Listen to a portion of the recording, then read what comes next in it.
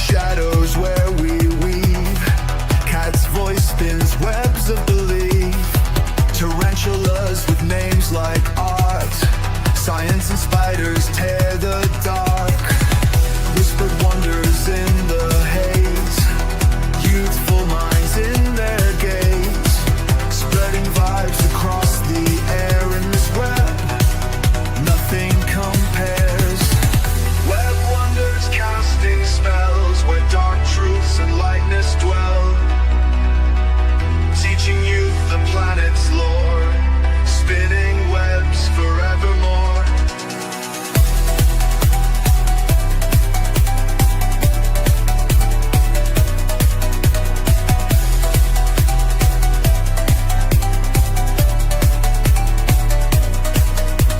Scientific names roll on her tongue.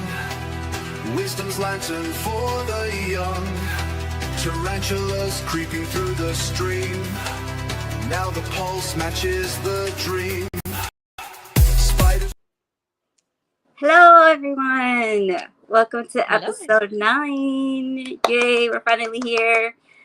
A long time moment. We've been waiting for this. And please, everyone, whoever woke up early for this or stayed up late for this, thank you. And I appreciate everyone for being here. So please welcome Emma TENI. Yay. Hello. Thank you for having me. Yes, absolutely.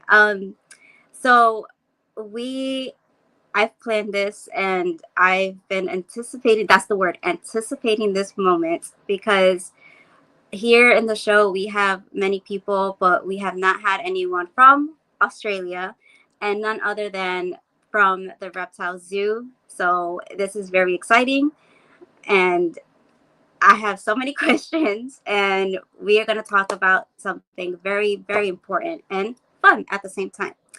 So, like anyone who's watching who may not know you, can you please tell us a little bit about yourself? Yes, so my name is Emma TENI. I am one of the spider keepers at the Australian Reptile Park. And so my job involves not only working with our spiders that we have on display, but the main role that I play is actually milking the funnel web spiders for antivenom.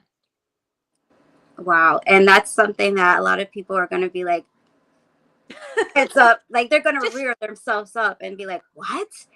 Wait, hold on. Did I hear that right? You do what? Because not a lot of people would understand that job description.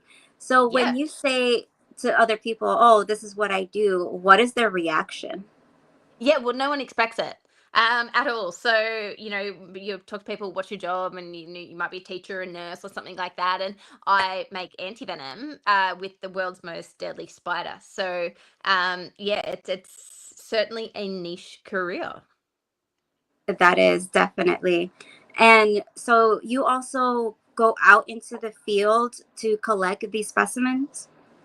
Yeah. So the funnel web spider, the specific breed, the species that we milk is Atrax robustus, which is the Sydney funnel web spider. So it is considered the world's most deadly spider, but it also happens to be found in an area in super close proximity to humans. So Sydney, it's, our Wow. yeah. So what we do is we rely on the public. Oh, sorry, that's my kitten. We rely on the public donation of spiders to milk them for the antivenom. But we also breed the spiders, and we go out during our egg sac collection period. So they drop their egg sacs around September through to December, and we actively go out looking for the egg sacs. Then we hatch the egg sacs, raise the babies, and then we've got an insurance population of spiders for 3 or 4 years time when they mature. Wow. And I can imagine just someone who works with these specimens to go out to go look for these specimens. You have some type of preparation for, like, in case of emergencies, or there's like out in the field. Yeah, so with the funnel web spiders, there has been no fatalities since the inception of the antivenom in 1981, and a huge portion of that is our first aid as well as the antivenom. So it's really important that we know our first aid, which is our pressure immobilization bandage, and we make sure that when we go into the places that we're looking for the spiders, that, you know, we know like the closest hospital and things like that, if anything was to happen, that we've always got someone with us, because the effect of the anti-venom can be so, I mean, the venom, sorry, can be so quick. We wouldn't be able to get ourselves to the hospital. You don't have enough time to wait for an ambulance. You want to get there as quick as you can. And just all in all, just having an understanding and a respect for the animals and the right equipment. So when we go looking for these spiders, gloves are optional. I don't wear gloves when looking for the spiders, just because it's easier to get use the utensils. But just having things like the long handled spoon, the jars, really, really good communication. I find going out egg sac collecting, you need someone who just, you have to work fluidly together, because you might lift up a bit of corrugated iron and there might be, you know, 15 spiders underneath there and their egg sacs, and you have to work swiftly. It's education, and just having the right equipment, the right team, and knowing your first aid is everything when we do go out looking for these spiders. Yeah. Phew. It sounds like a lot, but I bet it's something like so simple. Like you go from point A to point B and then back to home base, and then you start doing your work, right? Yeah, so when we go out looking for the spiders, it's really, really hard for me, because I actually found this amazing location back in January. But if I went and got the spiders then, they wouldn't have bred and they wouldn't have had the egg sacs. So I'm being extra patient, waiting until it's egg sac season to go and retrieve the spiders. So it's so exciting. It's so much fun to go out there, source the really good locations, and yeah, go get spiders. Wow. And in Australia or all over the world, people often get funnel web spiders confused or even misidentified. Do you have any tricks to how to identify them? So there is about 40 different species of funnel web in Australia. The only ones that people talk about are the Sydney funnel web. So they kind of take all the glory, and that's just because they are so, so dangerous. Uh, we have at the park, we rely on public donations of spiders. So if someone has one of these spiders come into their homes, instead of, you know, squashing it or relocating it, obviously relocation is the second best option, we encourage people to catch them and bring them into the park. Huge part of that is misidentification. So it does come down to knowing the different features of these spiders and getting to know the spider. Often we'll get them mistaken for a mouse spider, which I recently put a video up showing the similarities and differences of the mouse spider and the funnel web.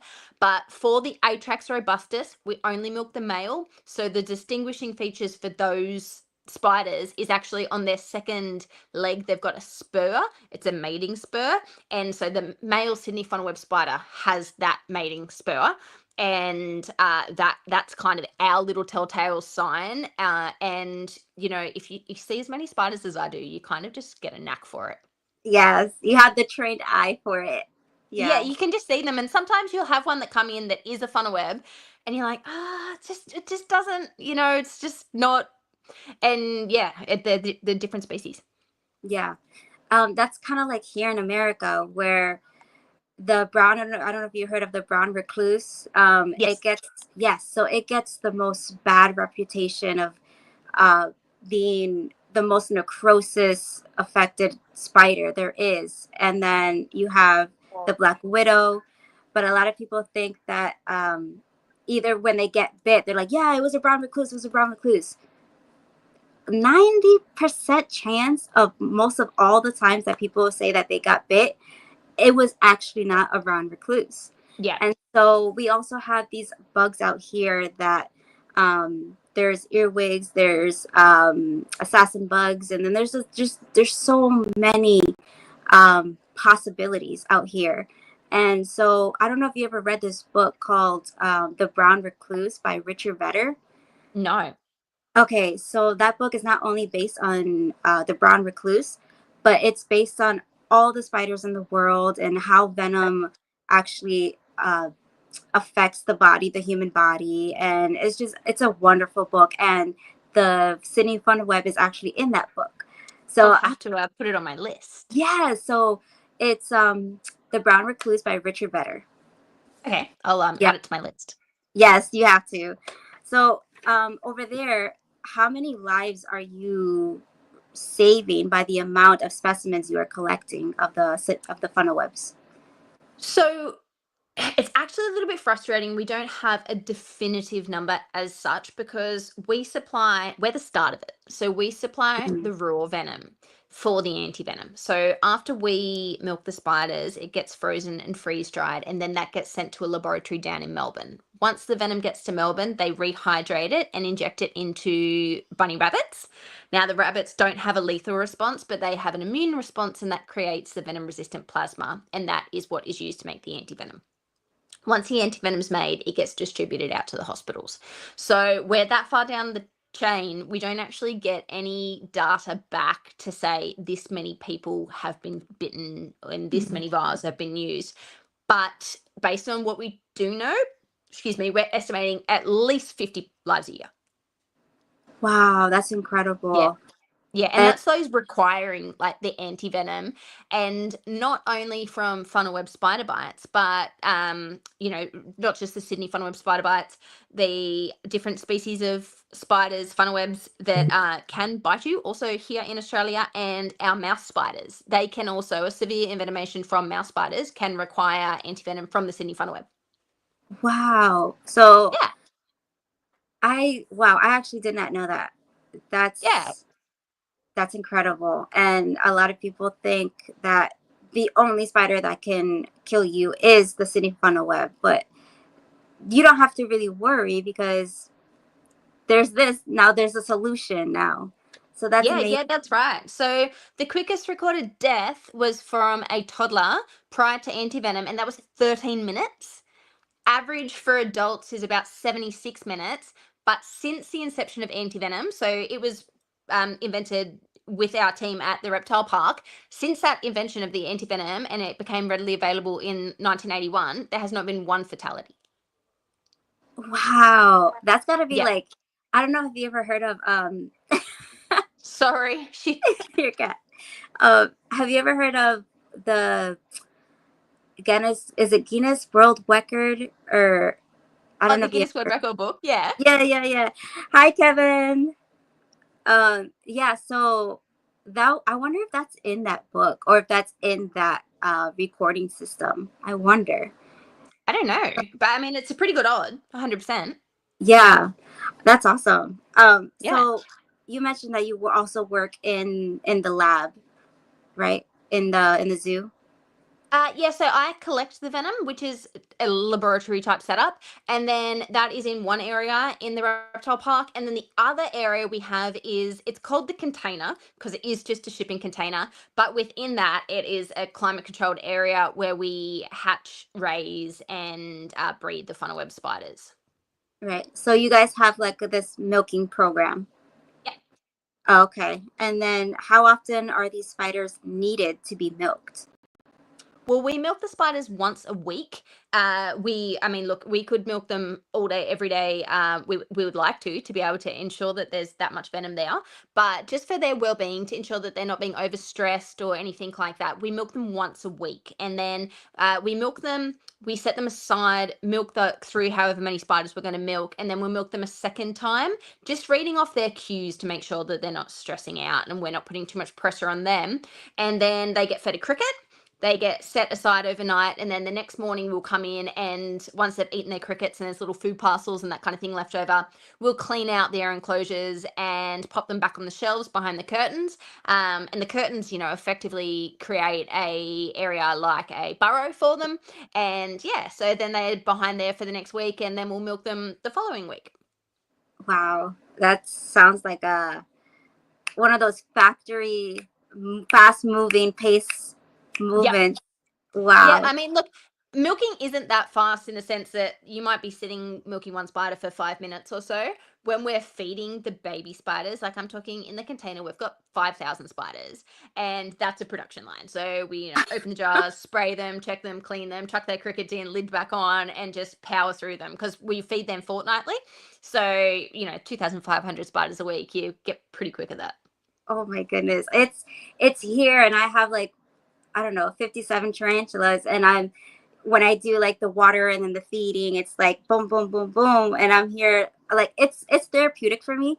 But like to someone to see me doing it, they're like, wow, you do that so fast. How do you like, put your mind to? I'm like, well, it's kind of like a factory. Just go do do do do do do. And you do get so good at it. I remember when I first started working in the container, so we've got all the spiders in trays and then columns and rows, and each tray has 28 spiders. And I can get that down. I can feed and clean and get them all done in like 5 minutes. So you can just power through it, and you challenge yourself to get it done. But Mm. yeah, Almost like it's a muscle memory. process. Yeah, yeah, oh Yeah. yeah, totally, yeah. So these funnel webs you're milking both male and females? No, so the female funnel web spiders are not as toxic as the males. So what we do think with these spiders is the males, once they reach maturity at about 3 to 4 years of age, they wander looking for a mate. And the female, she'll live for about 25 years within her burrow. So what we think, like, evolutionary speaking, the males that were more venomous would have a higher survivability from predation and then pass those genes down. So the males are 6 to 7 times more toxic than the females. So we only milk the males, and they possess that neurotoxin, the atraxotoxin, which is that deadly toxin. So if you were to be bitten by a female, you still could get really sick and still potentially require the antivenom, but it's those males that are so deadly. And for that reason, because you get such a minimal amount when we milk them, we only milk males. Wow. And so Yeah.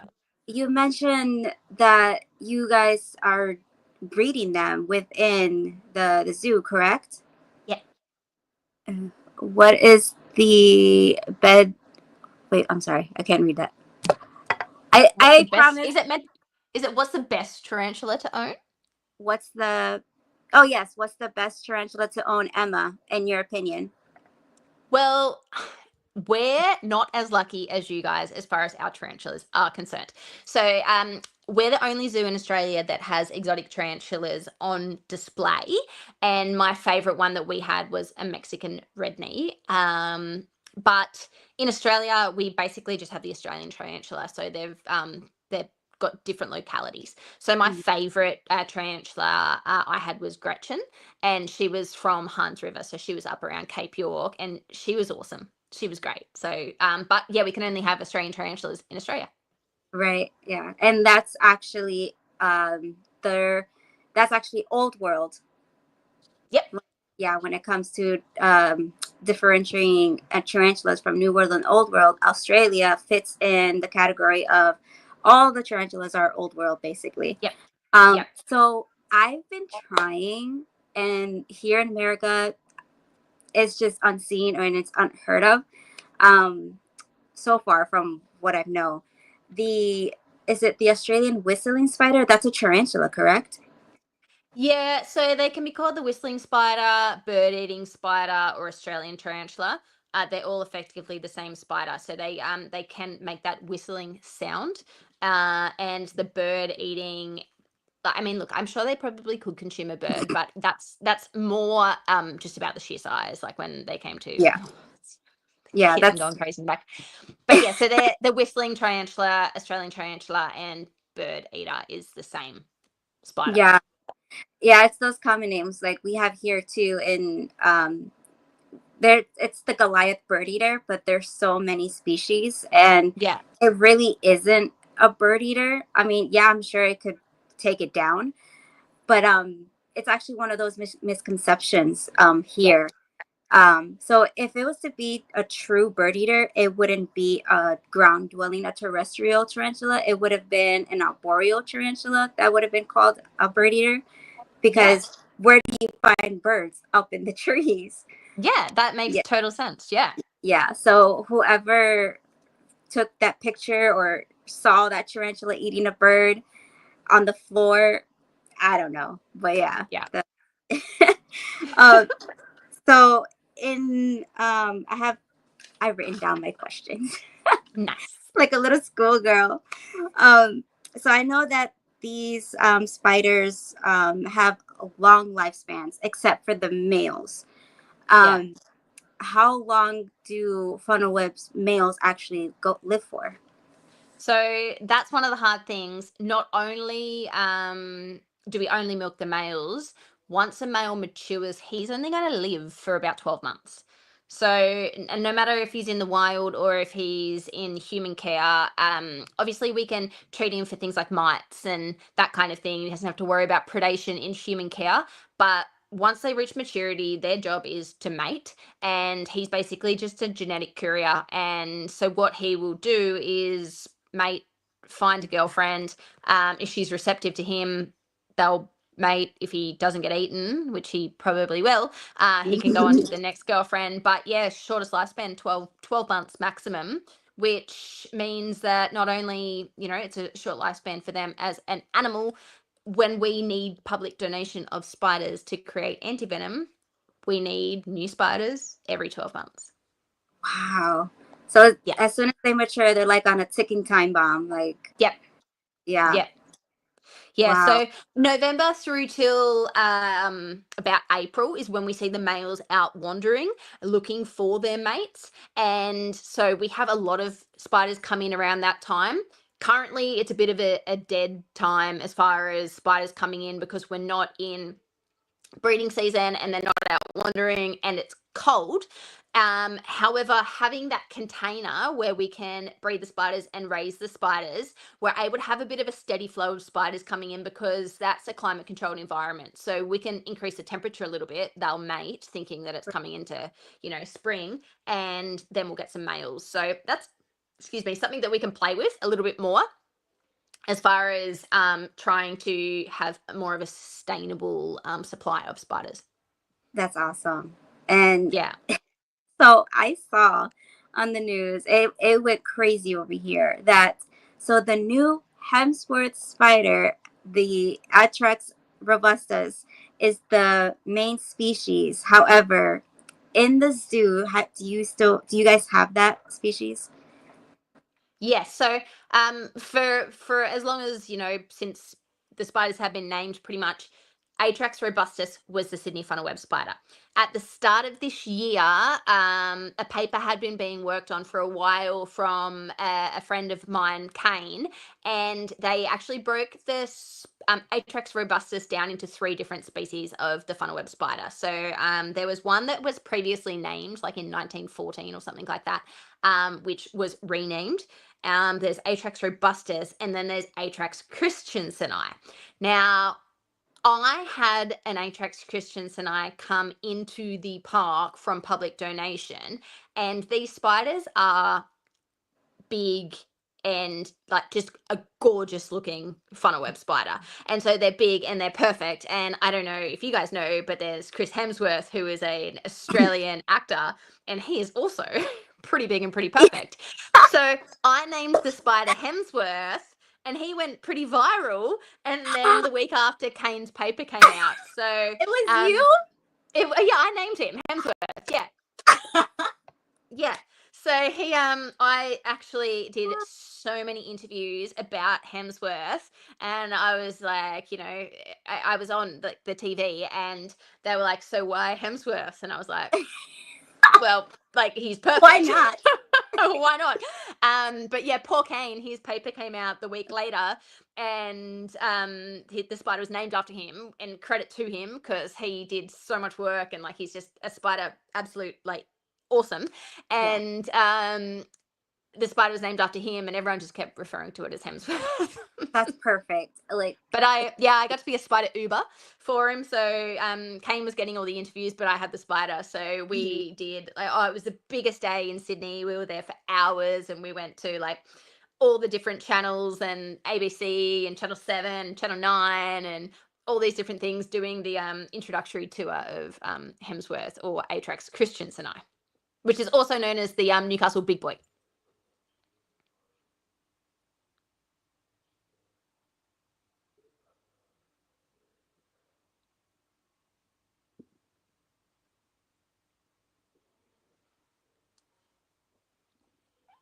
Did I lose ya?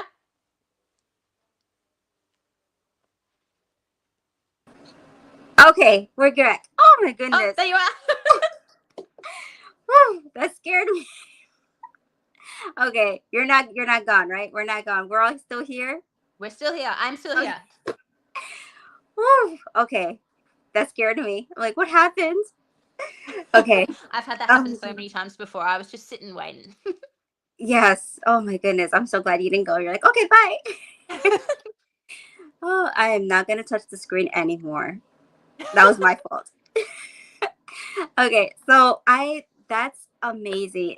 So when you saw that spider and you're like instantly you're like Hemsworth. It has to be Hemsworth.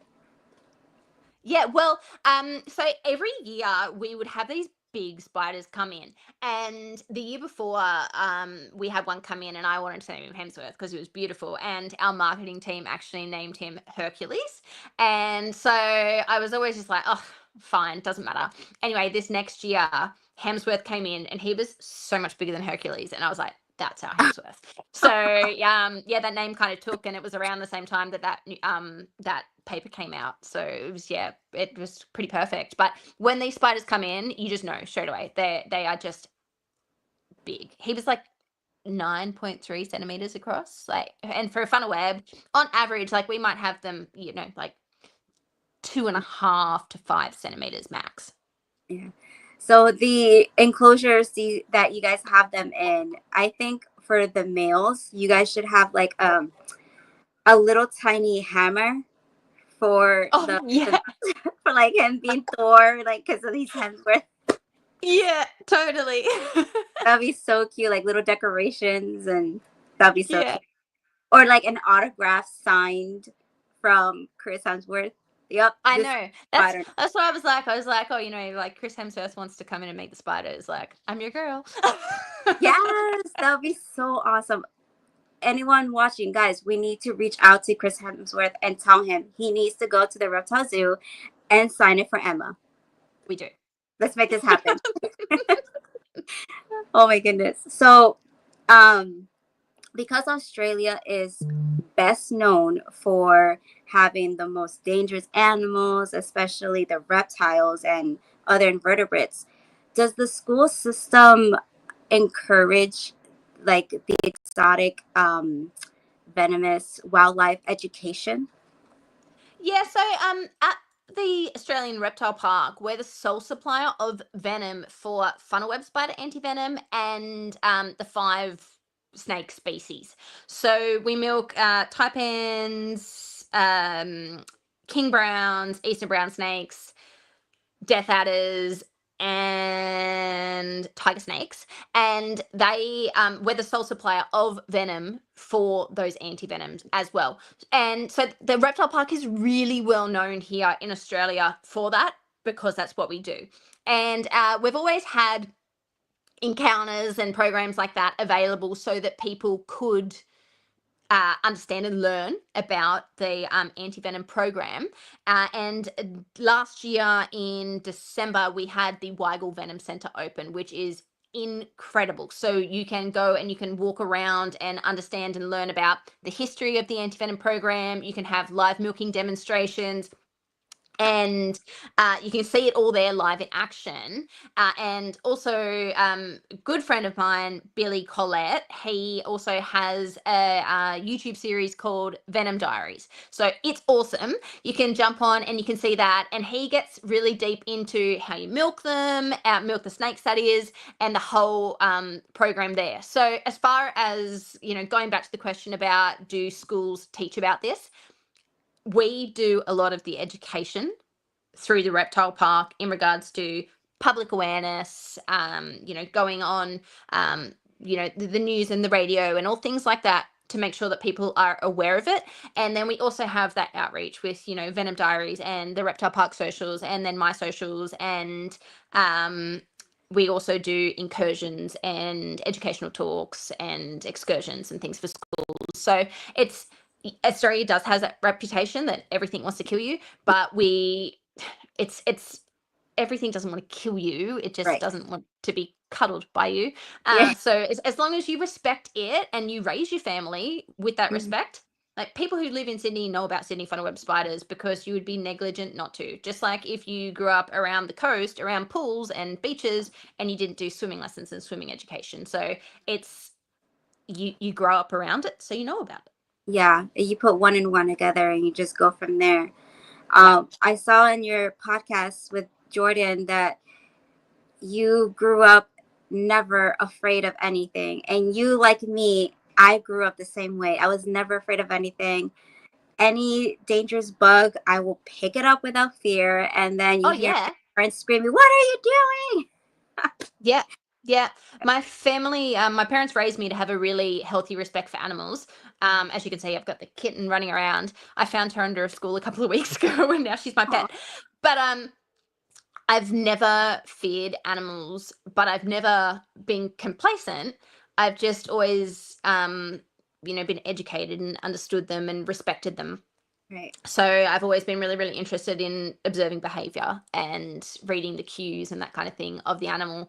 So I wouldn't say, I was like gung ho and just crazy and just like run in there, but I would be able to read the animal's behavior and kind of get a feeling around it and just really respect them. Hmm. When I was in elementary school, I think it was when I was in the third grade. So Steve Irwin, he was gonna go to our school, but then Oh, something wow. happened. Yeah, something happened that he couldn't go, so he instead invited Jeff Corwin to go, and Yep. so he showed up at my school, and he brought snakes, turtles, koalas, and he brought invertebrates like tarantulas. And everyone in my class, like in that was in the cafeteria or in the gym, because it was in the gym, everyone there was like like they were amazed, but they were afraid. And who was Yep. the first one up front row and was like, "Me, I want to touch me, it was me." Yeah. Oh, same. I used to have like the school office. They Mhm. had me down as the contact. So if there was ever like a bird that flew into the classroom or anything like that, they'd just call me down. I'd get it out, let it go. Or if there was an injured animal, and it hasn't changed. I dropped my daughter to school now, and her principal and teachers are contacting me asking for information about what animal they've found or anything like that. It's just it's good. It's a good way to be. Yes. So for our next subheading, we'll get to it, but we're gonna take a little pause because Chris is gonna play our sponsors reel, Okay. and when we get into it, we are definitely gonna talk about something very interesting. So, Chris, take it away. Okay.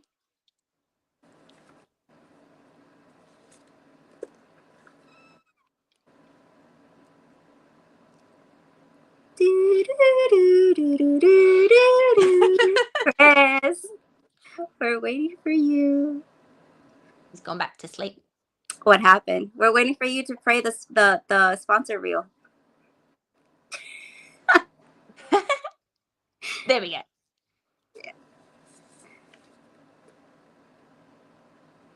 Lights come on, pulse in the air, we unite. Cold-blooded got 5 feet in the night. Cold-blooded caffeine, fueling the fight. Reptile crew got our backs tight. Think your fan for keeping us all. CMB reptiles rolling with soul. Hold no, dog lifting a goal. Together we burn like burning coal. Elevate more fries in the show. Irresistible pythons letting it flow.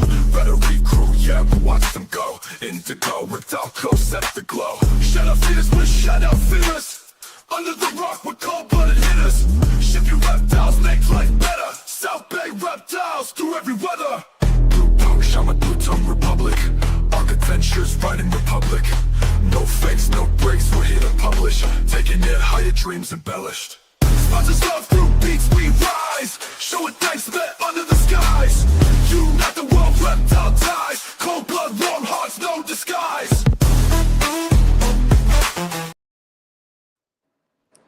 That was cool, right? Yeah. Yeah, so Chris does these new sponsor reels, and we appreciate all the sponsors that support us, and not only us, but every individual show within the network of Untamed and Unhinged Reptiles. So we thank you for that, Chris, and let's get into the next segment. So, Let's go. Emma, Yes. I cannot go on talking without speaking about my favorite Australian spider, which is the Typostola barbata, the green belly huntsman. Yes. What has been your experience living among these spiders? These puppies, basically, they're puppies. Wall puppies. Yes. Yeah. Well, funny, I actually got a green-bellied huntsman today. So yeah, I got what did I get? I got a green-bellied huntsman, a giant banded huntsman, a golden huntsman, and a cave huntsman today. And a rainforest tarantula. So that's all coming soon, which I'm excited about. But yeah, huntsmans, Mm. look, they're the only spider that give me the heebie-jeebies, not because I'm scared of them. They are just so fast, so Yeah. fast, and Mhm. they're super duper flat. And you know, people talk about huntsmen and just think it is just one type of spider. There's many types of huntsmans around the world, and heaps Yeah. in Australia. And their adaptation, like, they can just scale anything. It doesn't matter if it's glass or the wall or the roof or whatever. And they're really flat, so being Yeah. nocturnal, they can hide behind things. And then, you know, if you disrupt them, or it's nighttime and you turn a light on and they're just doing their spider thing, Yeah. they just jump out. And they're really well known for, like, getting in people's cars or under their sun visors and that kind of thing. And they scare the bejeebers out of you. They are just terrifyingly fast. And I mean, I've never been bitten by one. I have heard of people being bitten, and it's a bit of like, you know, like localized pain, and an Mhm. immune response could be different from person to person. But living with huntsmans, they're just so fast. They're They're so fast. basically teleporter puppies. Yes. Yep. And some people call them giant crab spiders, and that's because the way their legs go, so Yeah. their legs go out and then forward. But because of that, they can move in any direction, and they can jump, and they can hop, and they can cartwheel, and they're Yes. like ninjas. Yes. So I think their phylogeny is actually in the crab family of that kingdom of not actual crabs, but like the the crab looking spiders. I think they're in Yep. that phylogeny. I think so. I don't know if you know Bugs. Oh my god, he's from Australia.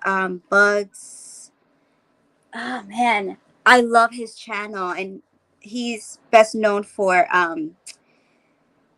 like he advocates for all the huntsmen's. I'll find it later and I'll send it to you, but I think it's Yeah. Bugs and Science. Yeah, Bugs and Science, his channel. Yeah. I Um, haven't heard of it, but I'll look it up. yeah, so he talks about centipedes and he advocates for these animals. So I love his work. So you got to Yeah. catch his channel. Yeah.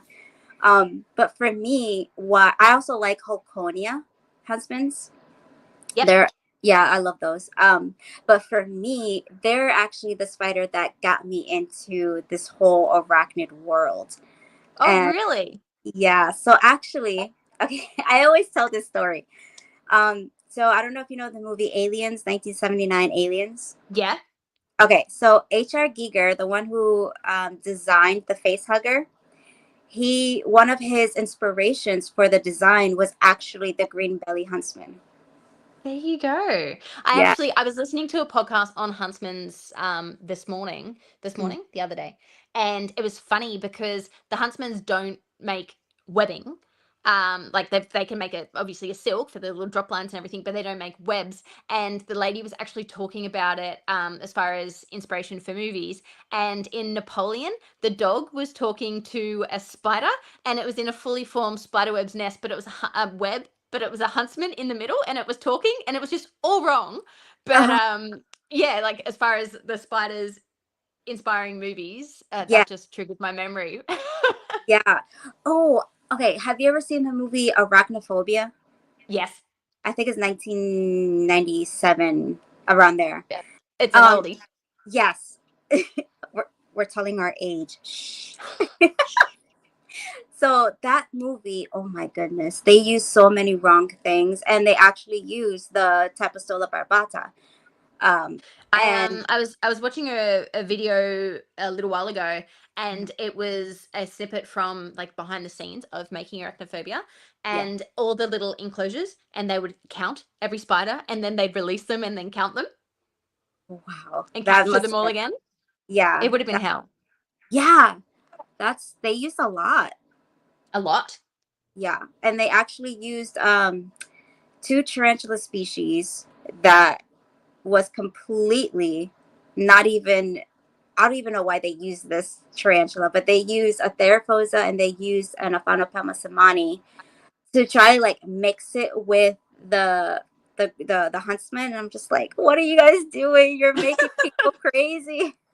It's funny because like most people would just look at a spider and they just see a spider, but even now I'll see something and you can't help but just pick up the little like isms that are wrong, like Yeah, they'll have an old world spider, and then it'll be in a web and you're like, oh no, that's wrong. yeah, Or they'll have something that they're saying, this is a funnel web spider, and it won't have the spinnerets, and just those little things that to look for, you're like, oh, it's all wrong, but no one else would yes, think of it because no one else is like us. yeah. Like whenever you're yes, just like me. Just when I'm watching something and they say something like the Goliath bird eater is one of the deadliest in the world. I'm just like, no, that's wrong. That's wrong. Yes. Don't say that. Yeah. Yeah, 100%. Uh, And you hear it. I was reading a book the other day, and it said in it about the funnel web spiders, how we can't milk them for 2 weeks afterwards, and rah, rah, rah. And I was like, uh, that's my job. That's not what we do. This book is wrong. Like, no, no, we don't. And it said, the venom afterwards will be a dry bite. They don't dry bite. It's not a dry bite. oh my goodness. This stick to the professionals, people. Listen to the professionals. Yes. Oh, oh, that's funny. So, speaking of dry bites, I was handling one of my male tarantulas, and um, it was a I wouldn't say dry bite. It was more of okay. So, elderly male tarantulas they lose their grip when they're almost on their way out. Yeah. So, I was handling him, and he lost his grip, and he used one of his fangs to To hook hold on to onto. you. Yes. And Yep. so it was, I recorded it and I mentioned, if there was no venom injected, and either even if he did inject venom, it wouldn't be a lot anyways, because he's already old and he's not really doing too well. But still, the way he was positioned, it was just him trying to grip on. So a lot of Hold trench, on. yeah. So a lot of tarantulas they don't want to inject venom unless they're using it for their prey. Yeah. Yeah. Whereas our funnel webs, they kind of wake up in a bad mood. And so you can, like, honestly, a little puff of air and they'll stand up, venom will drop off their fangs, and they don't inject it into their prey, but they will pierce the prey with the envenomate, like the venom on the fangs, and that's Hmm. what causes the envenomation. But yeah, I've never really had any tarantulas that I've worked with that are aggressive or, trying to bite. Hmm. Every funnel web I've worked with is trying to bite. Right. That's funny. So they have that reputation for being moody. Oh yeah. Yeah, and like I think they get a bad rap. They're defensive. So these guys like to live under rocks and be undisturbed for their Right. whole life. So if you pick up a rock, they're going to stand up and try and defend themselves. So they're defensive. They're not going to chase you down. But Right. yeah, as I've said, I've never met one that isn't defensive. Exactly. And a lot of people get that confused, or they quickly assume that they're deadly because they're so defensive. No, they're defensive because they want to protect their own self, because Yeah, well, that's they're exactly yeah, right. And I mean, yes, they're responsible for really bad envenomations, but how many people do you know that just squash them anyway? So we're a bigger risk to them than they are to us. exactly. Yes, exactly. So Emma, I have to commend you for not just you, but you and the team working at the reptile zoo for working and advocating for these animals that they have a bad reputation, and because they live in Australia, they're this, they're that. But you essentially have helped so many lives, not just only in Australia, but all over the world, be us educating us about this. So I have to say thank you, not only to you, but everyone at the team at the Reptile Zoo. So thank you. Oh, no worries. Well, yeah, I mean, Yeah. I'm nothing in the whole grand scheme of things. I'm just new. But that we are very, very lucky in Australia, and the people who have pioneered the anti-venom program and everything, they're incredible. Hmm. Yeah. And you said on the other podcast too, as well, that this wasn't your first choice, was it? No, so I have a degree in marine biology and a background working with seals and marine life. And I just kind of fell into the whole spider thing. But as we were discussing before, knowing that the work I do now saves people's lives, and being a mum, knowing that milking these spiders and creating that antivenom could save someone's kid's life Hmm. is just so rewarding. It's the best job in the world, and the reptile park is the best place to work ever. I'm so lucky. It is. It really is. And here in America, we're considered as the little guys, the ones who keep these tarantulas, who actually breed them, and we also advocate for them. Like, I'm also a breeder, and I also take care of these animals. But there's so many of us within the hobby. We're not just taking care of these animals. We're not just keeping them, as people would say. We're actually advocating. We're educating, and we're breeding them because the deforestation is big over here, and Yeah. so we're helping, and I assume that's what you guys are doing as well over there. Yeah, well, it's one of those things. Not like, no one cares about those little guys or the unlovables and that kind of thing as well. So I think it's just really nice to think that we do have a group of people who do care, and I think that's where my role in the park, I have been able to enjoy it so much because I give the spiders the same care as I would a seal or a kangaroo or a koala, and I respect them for their own uniqueness and being their own animal that deserves, like, gold star husbandry, the best care possible. And so I think, when you do have people like yourself and the other people at the park and everything like that, it's just so important to be able to do that, because everyone loves a koala, but we've got to love the spideys too. Yes, exactly, absolutely. That's what I always try to preach. Don't kill that spider in your house. It's doing you a favor. Yeah, that's Yeah. exactly right. Yeah. Uh, but you mentioned that you're a marine biologist, and I cannot go on without mentioning my mother. And because it's Shark Week, my mother, ever since she was a little kid, since she was 5 years old, she was obsessed with the movie Jaws. Yeah. And till this day, she could tell you, out of the hundreds and thousands of sharks there are in the ocean, she could tell you each individual just by looking, or like if someone were to say, yeah, so this shark did this, and she's like, yep, that's what happened. This is the type of shark it was, and da da da da. So I want to mention, hi, Mom. And if you're Hi, Mom. watching, this is Emma. She was also a marine biologist.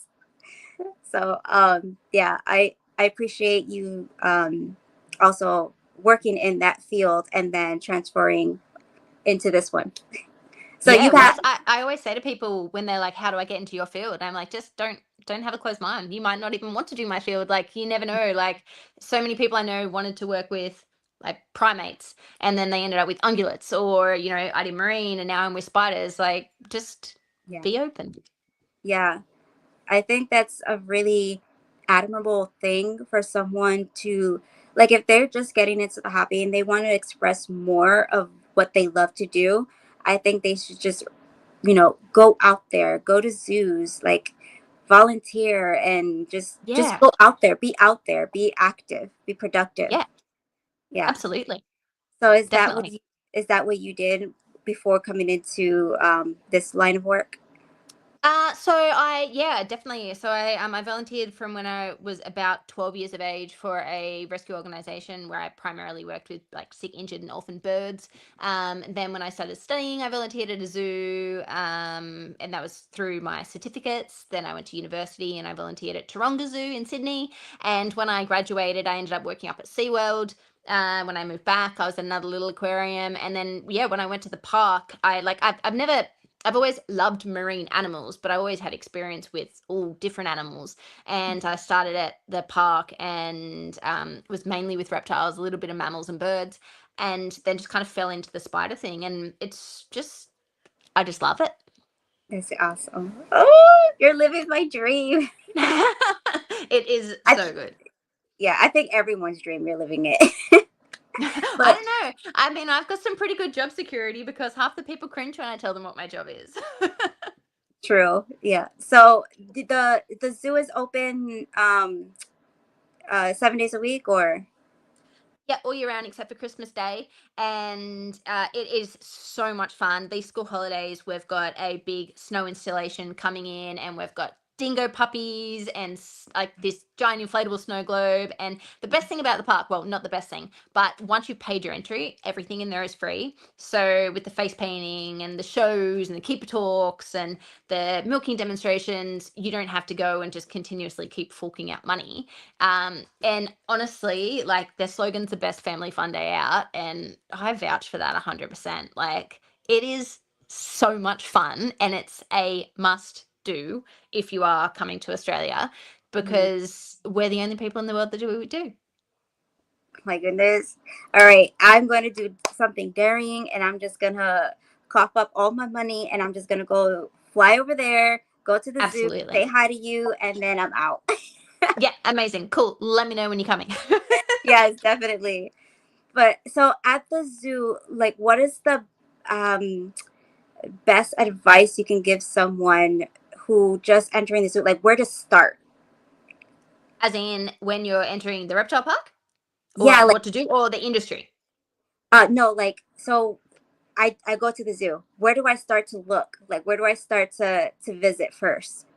Oh, okay. So, when you get there, you will be met by our reception staff who are phenomenal, and they will give you a map. And so that has all of our show times and all our keeper talks and everything like that on there. So, first recommendation is just check that out because they do change and different school holidays. But you get to the park, you park in the car park. There is a giant frill neck lizard up the top, and then you walk down and there's these big dinosaurs, and then you walk into our reception, and the experience just starts there. And once you walk out the gates, we've got this giant gator lagoon, and we were the first people to import alligators to Australia in the 60s, and some of the original gators are still there, so they're in this big alligator lagoon. But honestly, it doesn't matter if you go right and go up to our Weigel Venom Centre, or you go left and you go into our Lost World of Reptiles. Every single where you look, there is just so much fun, and Komodo dragon walks and koala photos, and we have a big crocodile Elvis, and he's Australia's crankiest croc.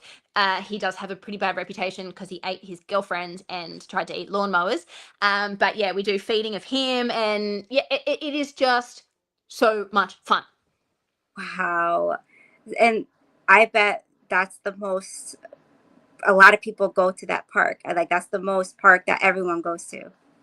Yeah, absolutely. So we're located on the Central Coast, which is about an hour and a half north of Sydney and south of Newcastle. So it's a nice little central spot, but it's, yeah, as I mentioned, like, we're such a hands-on zoo, and I think zoos have lost that personability in the sense that you might go into a zoo and you might not see one keeper the whole day. You come into the reptile park and you'll probably be meted with a keeper who's holding a children's python or a bearded dragon that's giving you the opportunity to touch it and, get up close and learn about it and answer questions and talk. And everyone that works there is incredible, and they want to talk to people. And like, there's nothing better than having a kid that's super fascinated about something and being like, Right. hey, like, come with me, and like, you can pat it, you can touch it, and you can meet this animal. And that's where the magic happens, because they're the ones that are going to be looking after these animals in the future, and Yeah. protecting a species and saving a species. So if just like when you were saying before, when you're at the school, if you're given an opportunity when you're a 6-year-old to go and pat a Galapagos tortoise as opposed to just looking at it over the fence, you never know. Like, you might be 19, jumping on a plane, going to the Galapagos and saving a species. So Exactly. it's awesome. Yeah, and I think that's really important too, because you hardly don't see that anymore. And when you go to a zoo, a lot of kids have questions and they want to Yep. be educated. They want to know, what is that? What does it do? How, like all these just Yeah. different questions. And so that's And I think, amazing.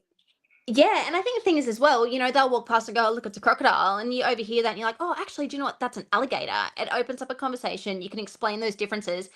They're sponges, the kids. They're going to take that on board, and they'll go to school. I had a mum message me the other day saying, "Oh my god, is it true that koala babies eat koala poo?" Because her daughter had been at the park and had heard that, and she wanted to cross check the facts the kids were coming home with. And isn't it cool to think that our kids can learn things that even we don't know? Exactly. And you know that phrase, you learn something new every day. Yeah. So there you go. That's a perfect example. Yep, That come to the park and you might learn 10 things. exactly 10,000 out of the thousand species that are there. Yep. Yeah, that's, oh my goodness. My mind is blown away because I did not know that about the koala baby. Yeah, so the eucalyptus leaves, which the koalas eat, is actually toxic. So if the babies go straight from having mum's milk to those leaves, they'll get really sick. But to be able to establish the good bacteria in their tummy and the ability to break down that toxicity of the leaves, they have a behavior called papping, which is eating the mum's poo, and then they get the good bacteria. So it's like a koala probiotic. Oh, wow. Lucky you're not a koala. I know, right? So Chris asked, what makes do you wait, what snakes do you have at the zoo? So obviously, being the Australian Reptile Park, we have a lot of native species. So we've got the venomous ones, which I mentioned earlier: eastern brown snake, king brown, tiger snake, taipans, oh, and then non-venomous, such as green tree pythons, Stimson's pythons, and then also, as well as that, we do have some exotics. So we've got like retics, anacondas, Burmese pythons, and a bunch of really, really cool venos that we've recently got, like eyelash vipers and a bunch of other exotic venomous snakes, king cobras, and that kind of thing. So I mean, look, if you want to see the pro and you want to know the different species of the snakes that we do have, check out the ARP socials or Venom Diaries. But yeah, we have a real big array of natives and exotics. Wow. Yeah, because Chris loves retics. We have another comment here. Comment. Peace and blessings, Kat and Emma, Chris. Oh, thank you. Thank you, Exotics A1 Pets. Thank you so much for being here as well. So at the zoo, like with how you work with the funnel webs, there's also the Venom Diaries. Yep. They also go out into the field as well, right? To collect and other snakes. No, not as much. So in Australia, the invertebrates don't have the same like ethics and restrictions as the vertebrates, so the snakes do. So to be able to collect a snake from the wild would require heavy permits and things like that. What we do get permits for to go collect the snakes from the wild is things like our broad-headed snake, which is an endangered snake, which is found around Sydney, and they breed on these rocky outcrops. And because people have been illegally poaching the rocks and everything, which is their habitat, they've actually rapidly declined. So we have had permits to be able to go out and collect them and breed them to create insurance populations and release them into the wild. But as far as going out and collecting snakes from the wild, it's a really like rigorous process as opposed to the spiders, which we could just go out and get from the wild. So I have a weird question. So you had mentioned, like, if I were to get bit by a mouse spider, then I would use, or the hospital would use the actual antivenom from the funnel web. What if I got bit by a snake? Could the funnel web antivenom work or no? No. So if you were to be bitten by a funnel web or a mouse spider, you would receive that funnel web spider antivenom. However, if you were to be bitten by, say, a red-bellied black snake, that's in the black snake family. So we milk the king brown, which is in the black snake family. So the king brown antivenom would cover their a bite from a black snake. If you were to be bitten by a tiger snake, we've got that tiger snake antivenom. And so we basically milk the 5 main species of the snakes for those antivenoms. Now, if you don't know what you're bitten by, you can get a polyvalent, which is a kind of a mixture of all of the antivenoms in a way.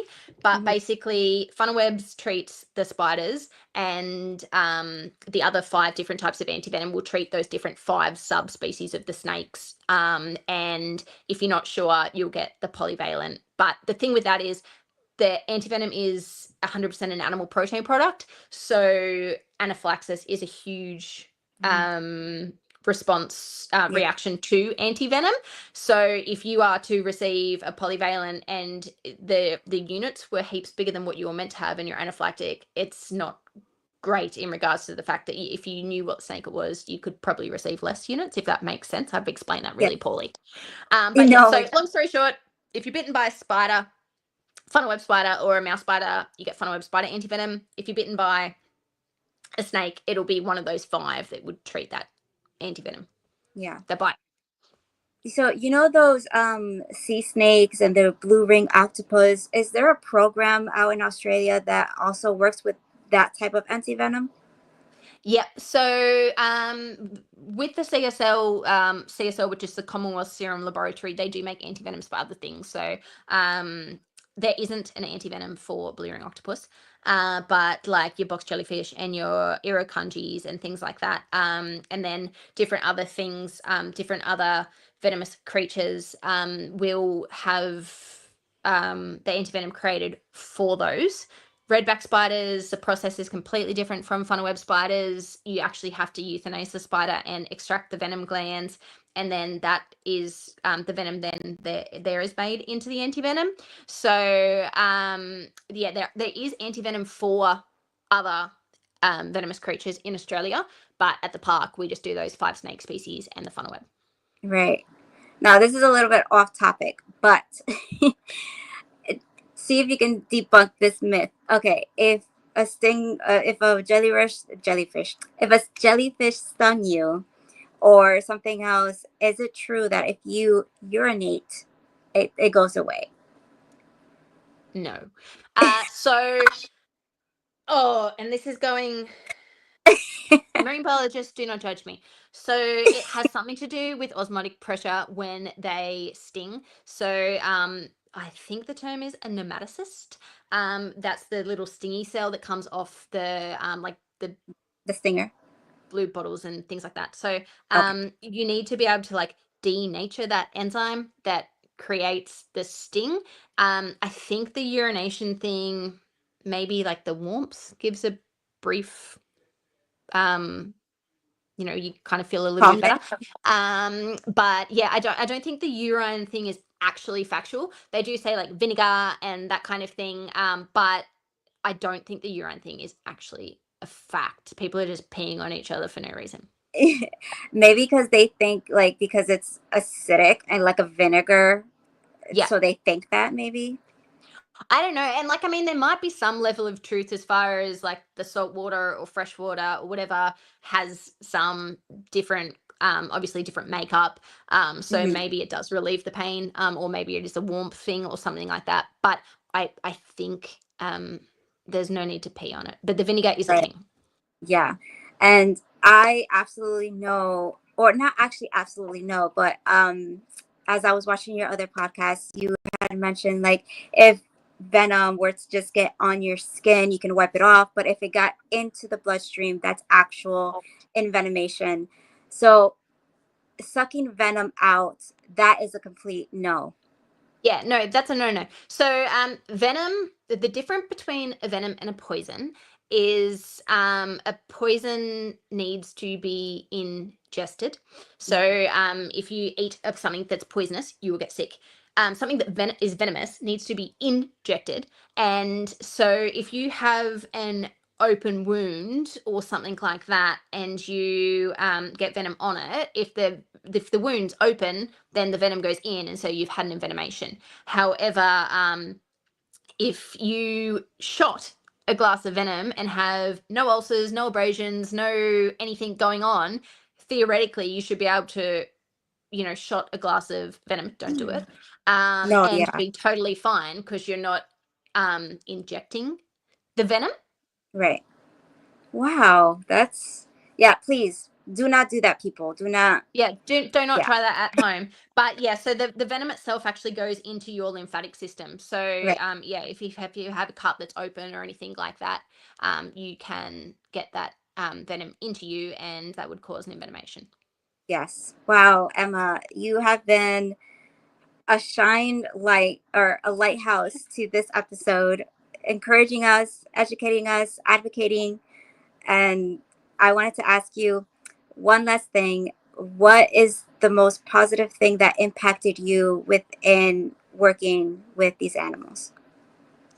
Oh, that's a hard one. Most positive impact.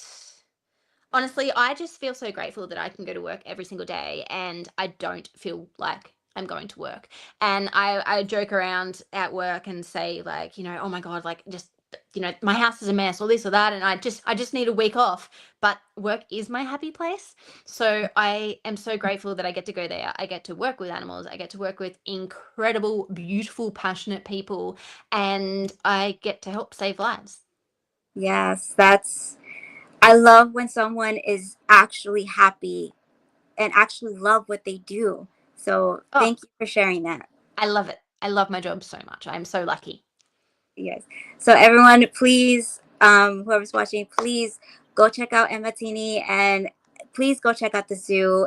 You will absolutely love it. I already love it and I have not even been there yet. But Yes. And yes, and say hello if you see me there. Say hi yes. and tell me, that you saw me on here or whatever, so I know that you're yeah. But yeah, say Yeah, hi because we love it. We do love it. yeah. And where else can people find you? So I have an Instagram account which is just emmatini_spiders. And if you want to check out anything else to do with the park, you can check us out on the Reptile Park socials and, as I mentioned before, Venom Diaries with Bilbo. Yay. So everyone, please go check her out. Go give her a like and follow, and the park as well. And Emma, you have been a doll. Thank you so much for being here, and I hope our Thank friendship you. grows. Yes, Absolutely. Thank yeah, you. It's been so nice chatting with you. yeah. So everyone, please like, share, follow, and subscribe if you dare. And we'll catch you on the next one in episode 10. Bye. Thank you. Bye.